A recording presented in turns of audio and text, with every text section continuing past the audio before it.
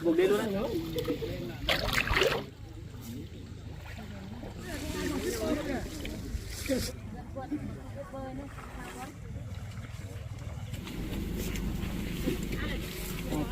Có khi đi hết rồi. Hết lốp không chịu được.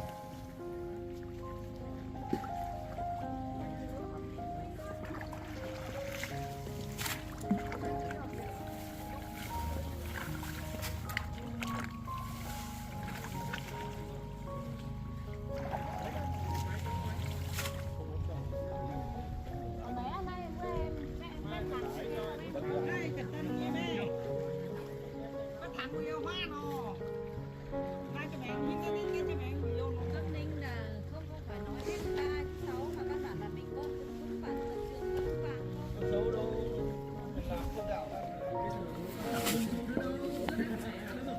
buộc đây luôn anh chị, buộc đây luôn này, Đổ ra để lấy chồng ấy. Nó cứ đổ phát luôn.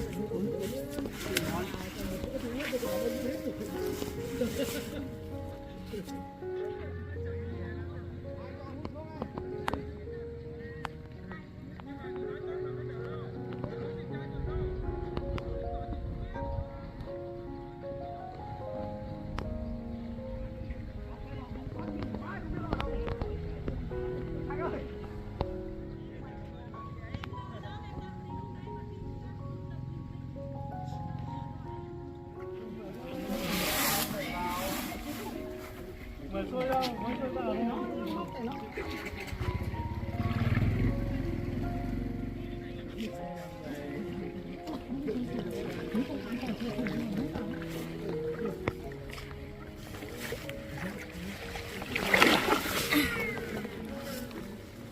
Này làm ao cá thôi. cả năm cũng một thứ dụng đấy. Thế này.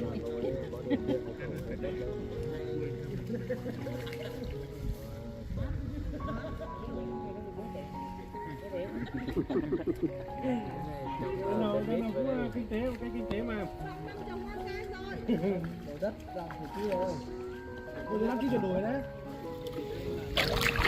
Gặp phòng tôi rồi.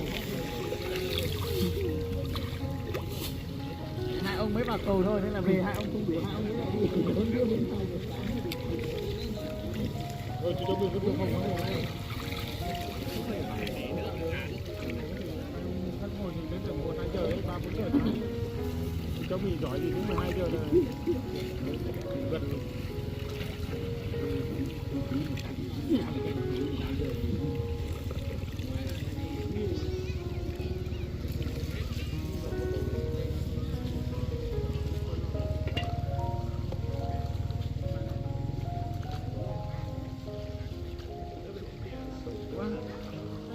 Cháu chẳng gọi ông Minh mà. Đây nó đổ sang bên này để làm khói như cũ nhé. Đấy cứ đầy. Đổ sang bên kia mình cắt đỡ tí. Bây giờ là đi theo lối thôi, đi theo cái chiều của nó. Mình gạt sang.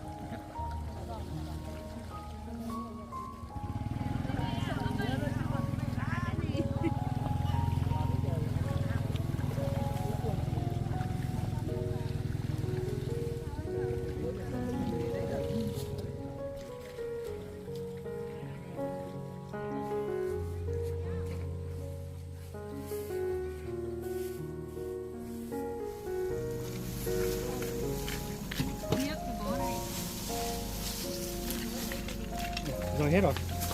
Các bó ai buộc. Ổn quá.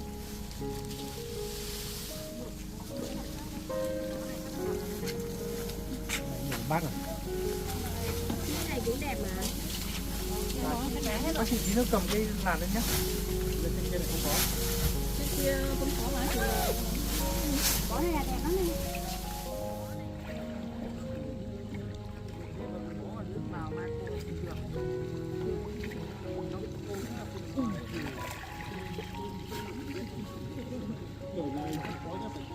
Cầm cạnh đây nó phải từ đâu mình cắt từ đây nó đẻ nó từ gì đấy.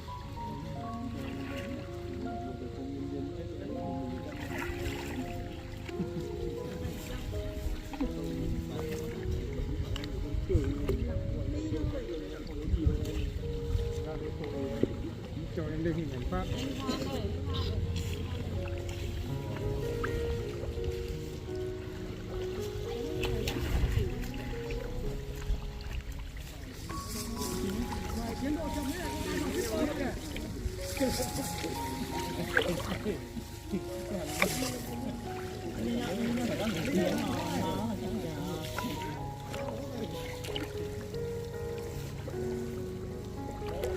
Em thấp hơn anh nhiều.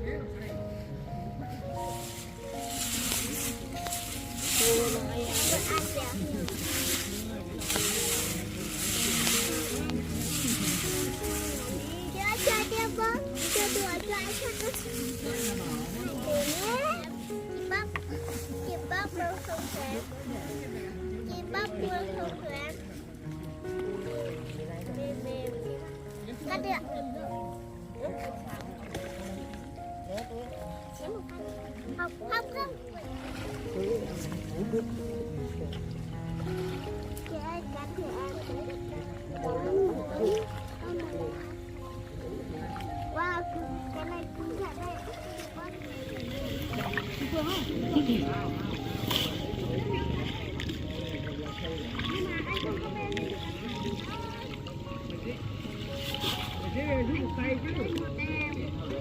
Không đúng là một bên.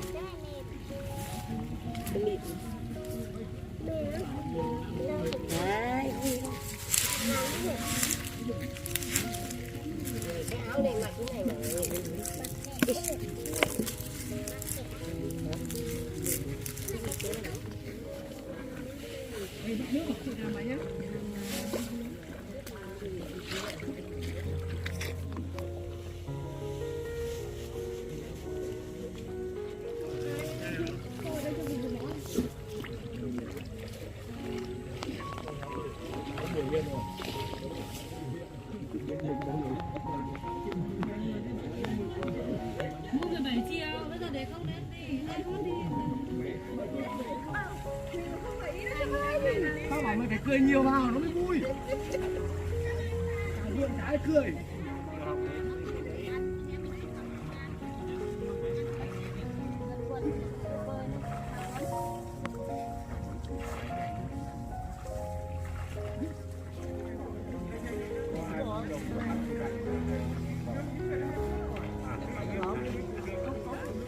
Làm việc khác như nào anh mong cho ai người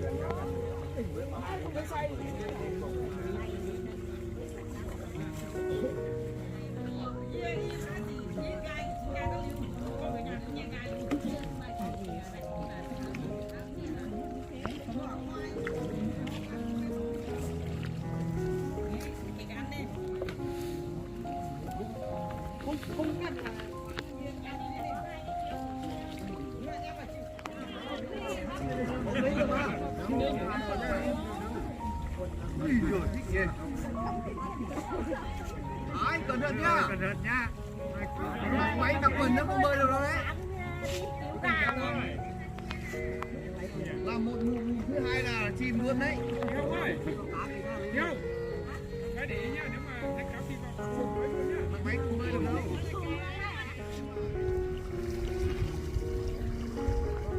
Bà Hồng ấy.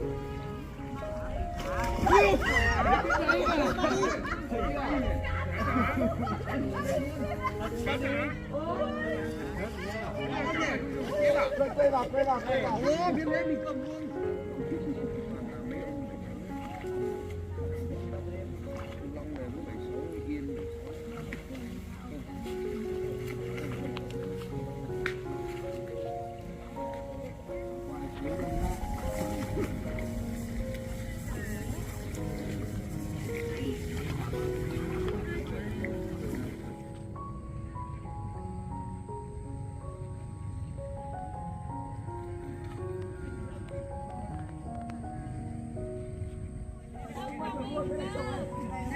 Nó không bay vào chỗ luôn nhỉ.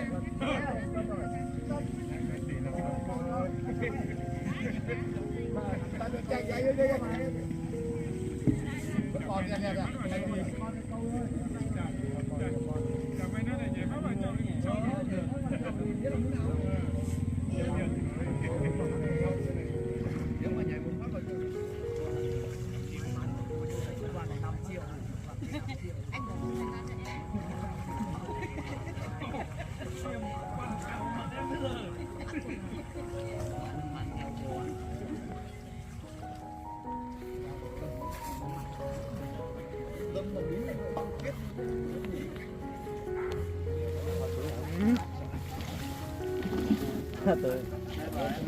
Đây.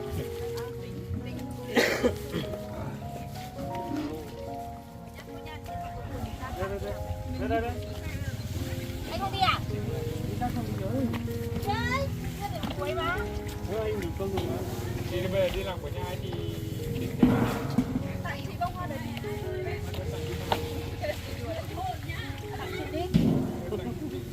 trong tủ ảnh. Nó không sang được đấy. Mới đến nơi rồi. Người về vẫn đang lên thế rồi. Lên lại nữa, nhà tôi là bây giờ mới đến thế. Đấy là khu đấy là nhà tôi là cao nhất rồi. Lên lên chỗ phòng nhà. Đến chỗ hàng nhà này, hàng tôi. Thế thì mặt đi.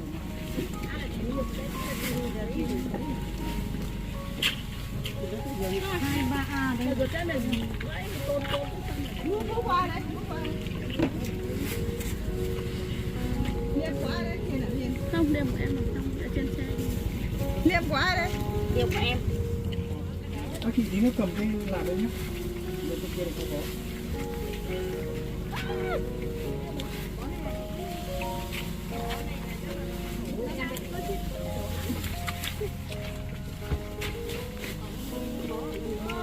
Ở đây nha.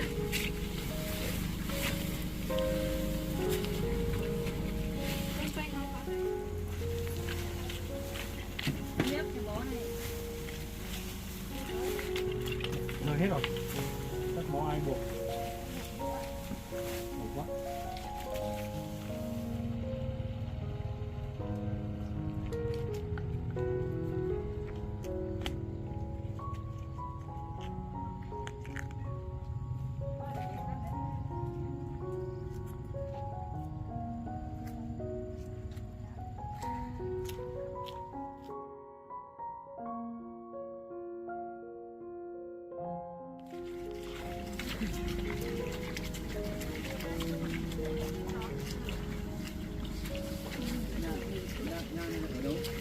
Ở trên đồi ạ.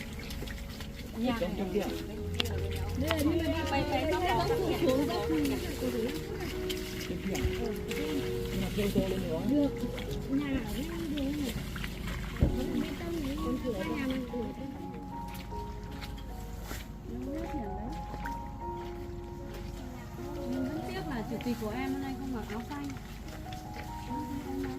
Con tâm con chưa thể. Mẹ tao tìm thầy tao đi được là tốt lắm rồi đấy.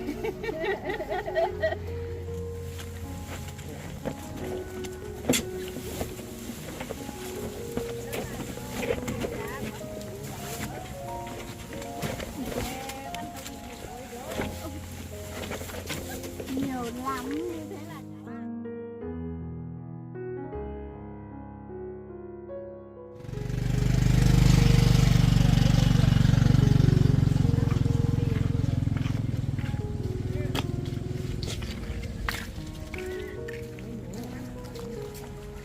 Thảo cha của nó ủy hoài đi nhà là.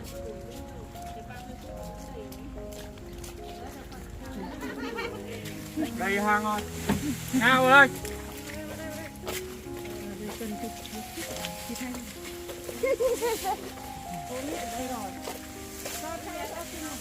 Né giữa ra, né cái police ra. anh ơi, anh ủ đặng chết đó. Đây chị ơi. Đây lấy bò, lấy bò. Lấy cho bà Thanh bò. Đây chưa kìa đây. Từ từ chị Thanh ôm đi đừng ấy. Vào hình thì vào ra cho em. Hết sợ lốp không chịu được thôi. Nhít không chịu được. Thế tôi tạm thời như là đi trước. Ném mạnh phải ra ngoài. Anh bật cái này lên xong là được muối bón là được. Hết rồi. Được muối bón. Nặng đấy, nó ướt đấy.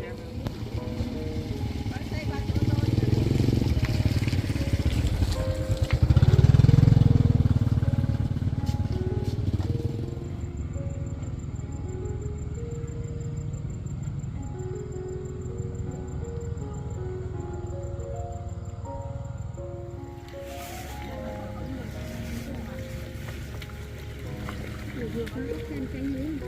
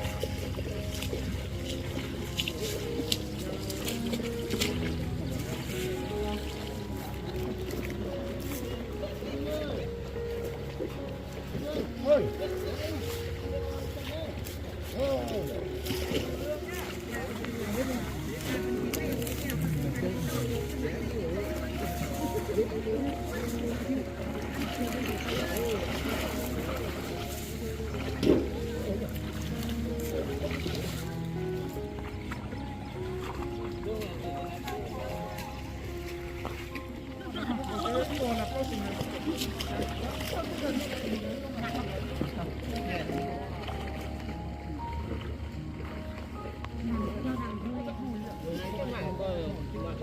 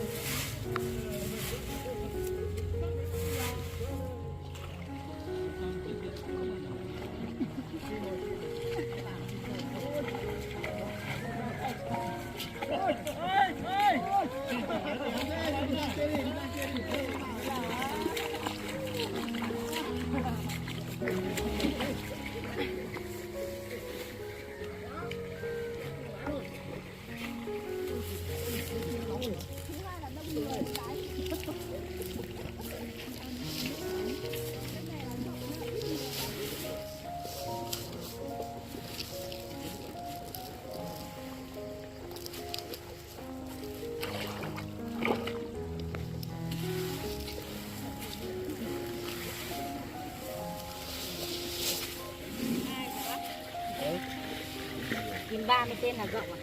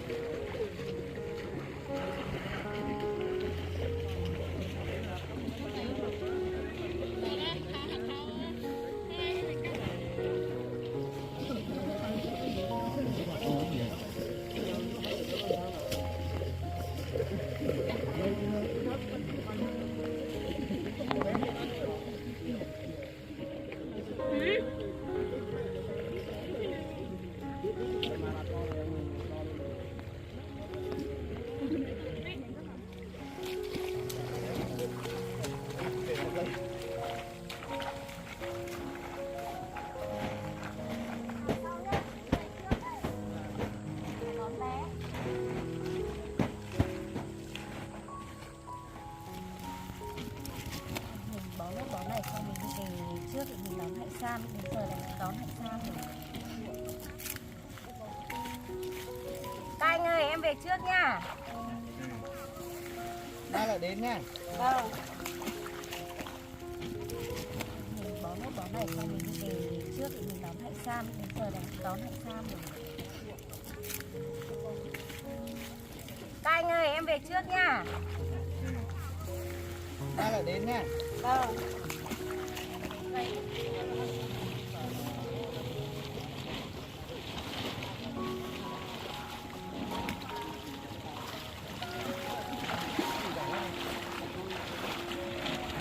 Bây giờ mở ra.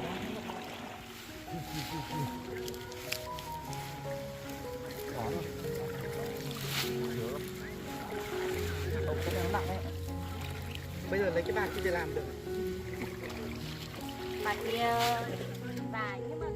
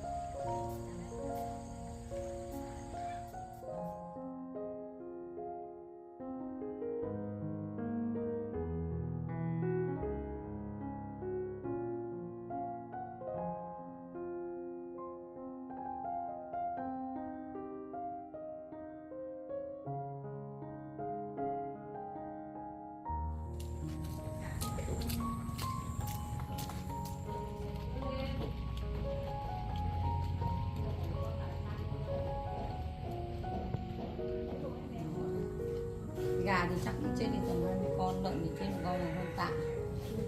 Nó bơi đi bơi về 2 ngày nó đuối rồi. Nó có ăn rồi. Mẹ không biết rồi.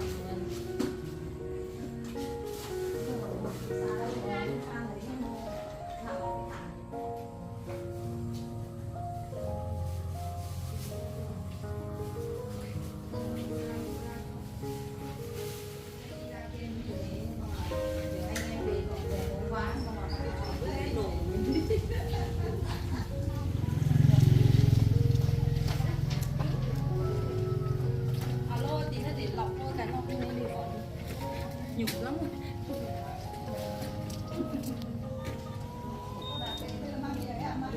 Con nước mà nên là thằng bảo không biết bắt đầu từ đâu quần áo là từ chân.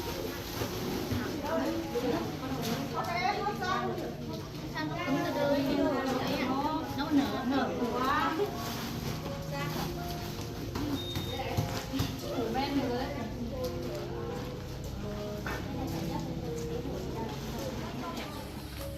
Còn mang được một số quần đợt cái nóc nhà mang được một số quần áo bây giờ không thế à? Cái bẩn bây giờ không biết này. Không mang hết. Lấy quần áo lấy 2 bao. 2 ngày á. Chưa hết cho bạn ít nữa.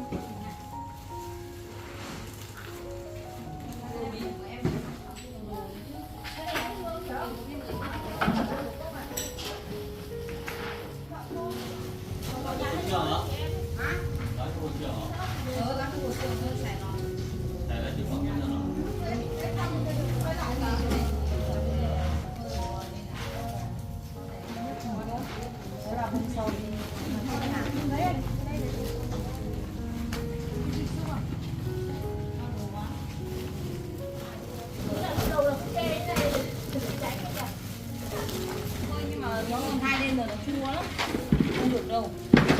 Nốc như này.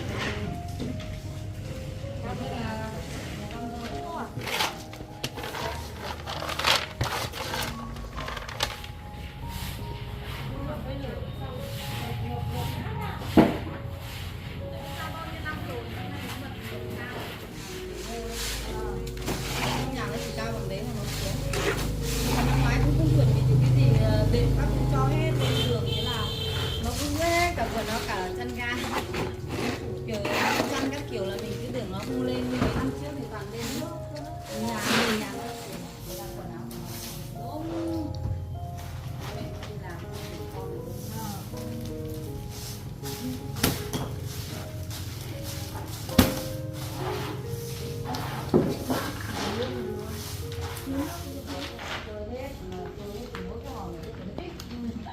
con rác này nó không trôi đi được đâu. Quá nó rơi một phát là ngập lên.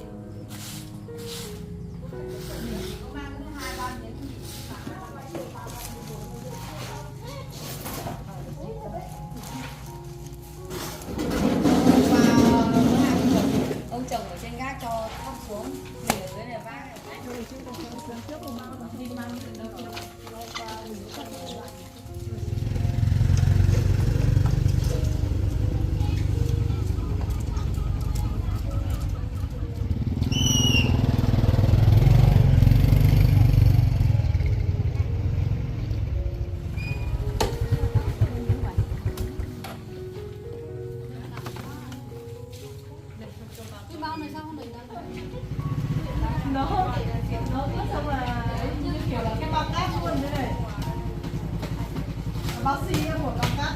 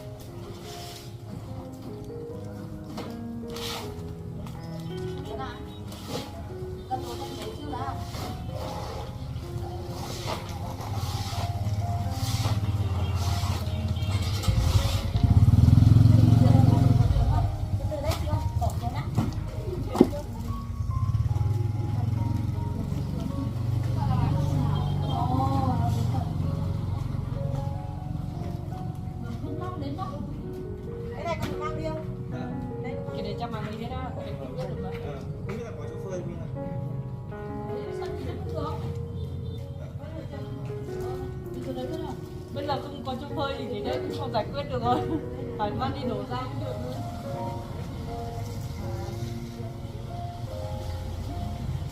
Ôi, xì đâu. Còn có nhà nào nữa không? Anh ơi. Còn mấy nhà đấy là làm xong vừa làm vừa chơi được gì thôi thì không làm thì đúng rồi. Đấy này, đấy chúng ta phải nhấc vào đằng trước. Đây là chúng ta phải làm.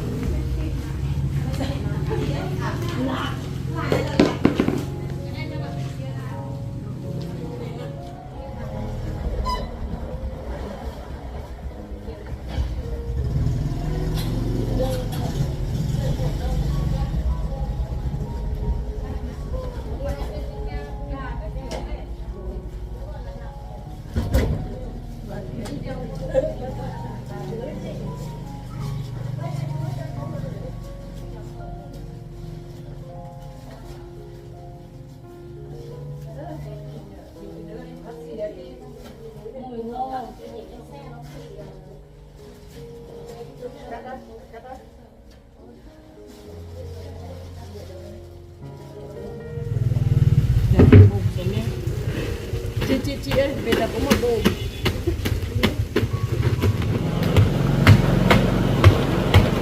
Các chị này gặp đi chị dưới hộ em với.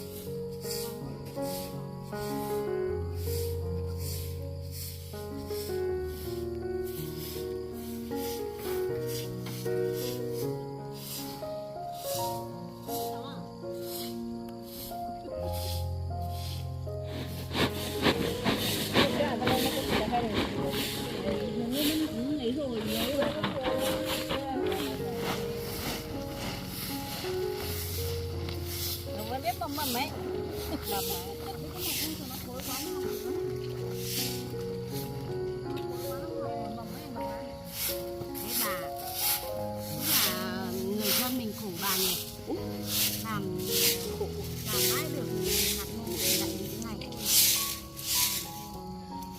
mệt lắm cô.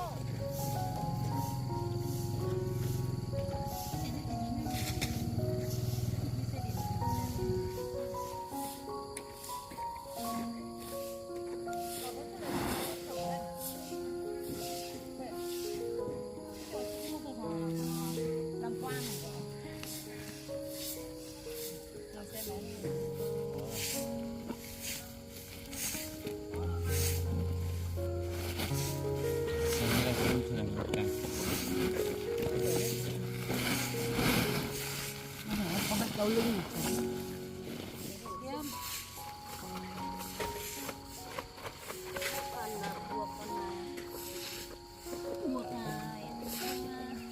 mọi người kiểu không buộc thắt lại.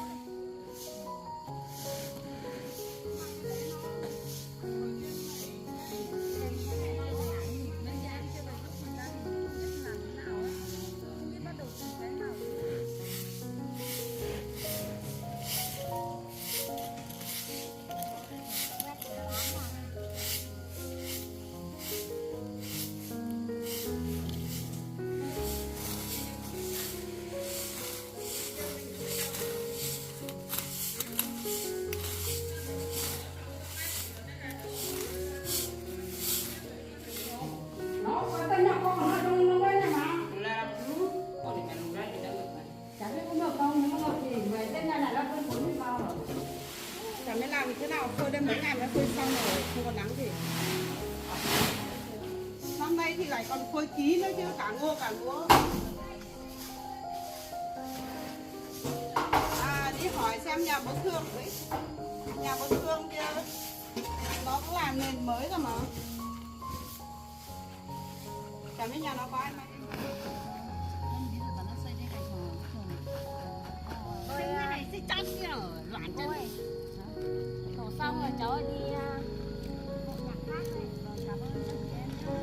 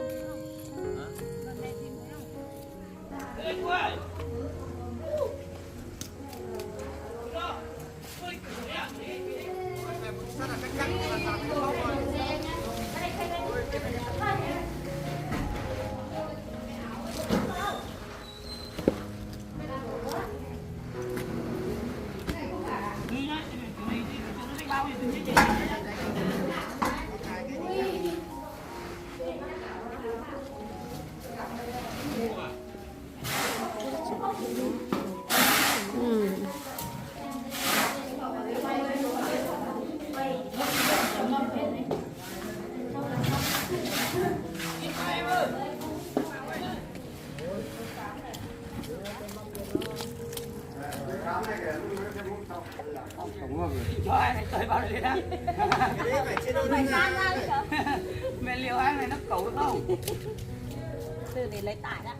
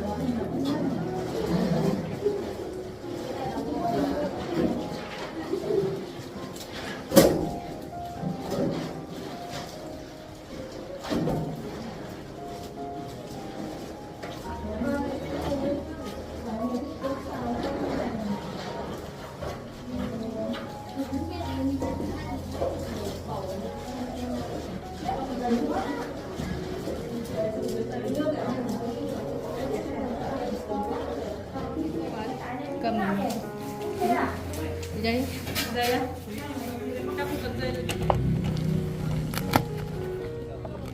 hết phát đập vào đầu đó.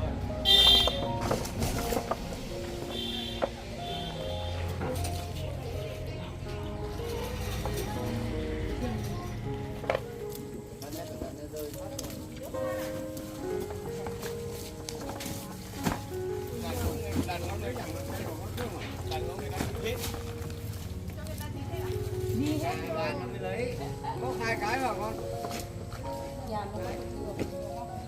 Móc vào trung tâm dưới đấy. Cái cùng miếng bao ấy.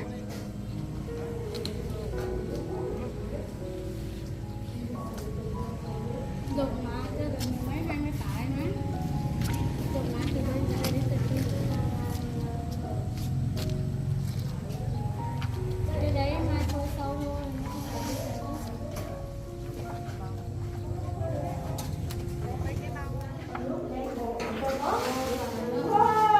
ở trong ấy Gấp nước lên sang nào nhất Cái- lên lên. cái đó bây giờ chị chồng mấy rồi cái này còn nước bao nhiêu còn là không cái ba này đâu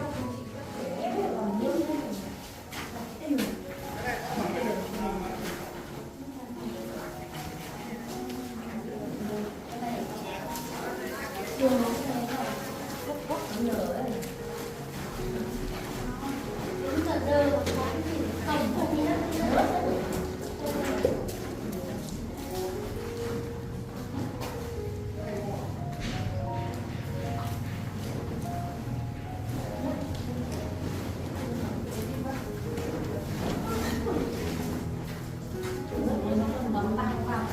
nó gồm một cái nhà ở cái đó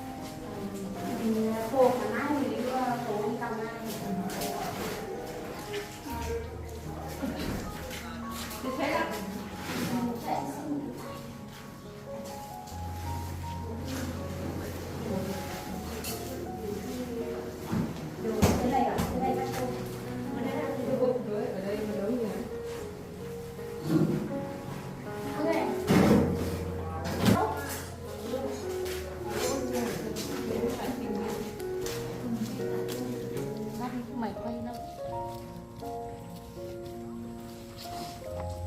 Cái này bẩn hết người rồi. Sao đâu?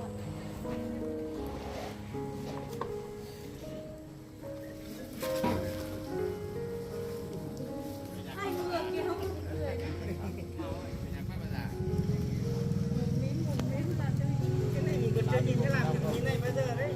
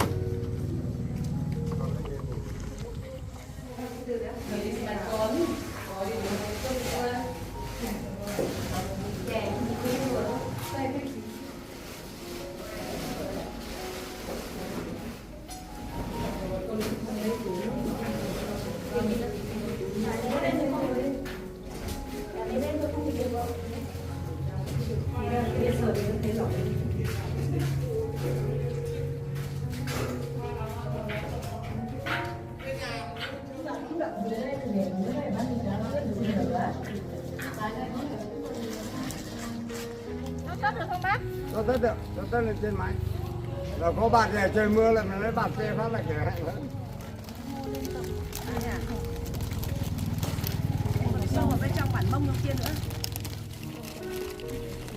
Cháu cảm ơn nhé.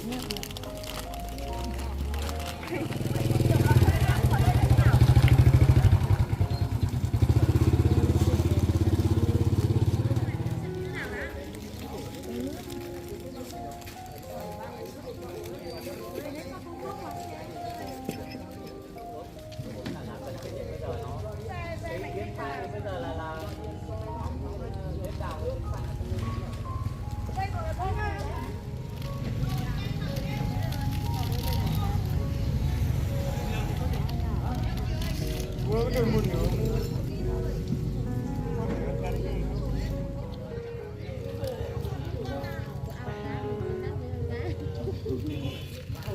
Nước ở đâu nhỉ? Nước của mình đâu rồi? Nước mình đây thì Nước này có cá, ao cá thì À, nó này để bán cho bà nói là sao? 16 giờ có điện rồi nhưng mà một giờ kém mới có 2 tầng. Khóc thì còn vác đến tầng một phần. Khóc thì còn dính đâu, có dính đồ vặt lên trên. Trong nhà bếp kia chưa dọn kìa. nhìn mà không làm gì được. Nhìn chả là gì, lúc sớm mình đi hộ người ta thấp hơn này.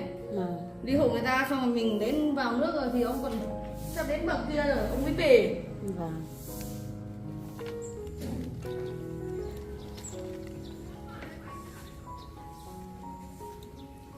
Khóc à?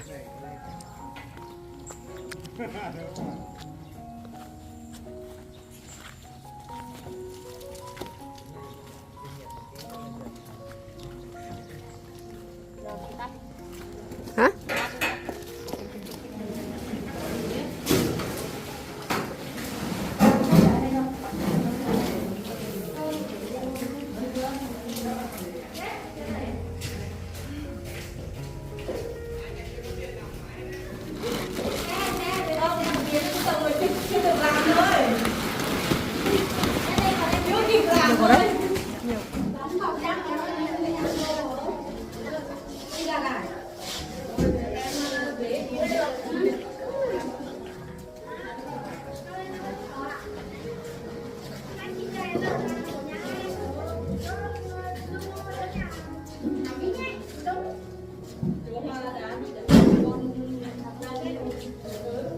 Em bảo trong ca học sinh trên các ca linh hồn nó ở trong bò chết hả?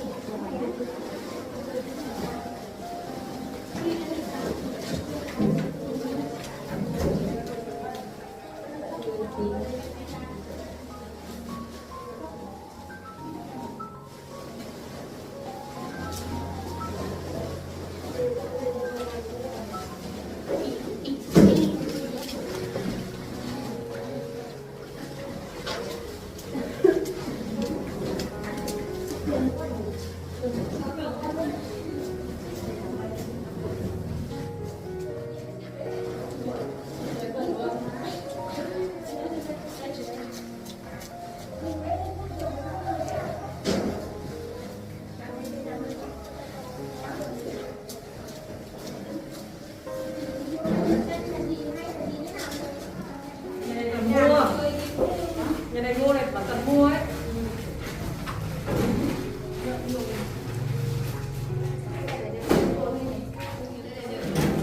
Trên em có cái ngập đâu cũng mất điện mà. Mất được bao ngày rồi.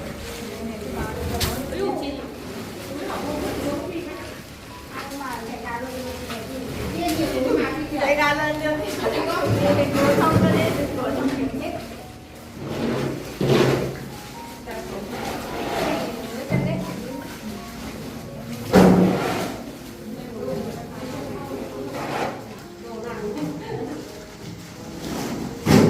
ăn mà nó sẽ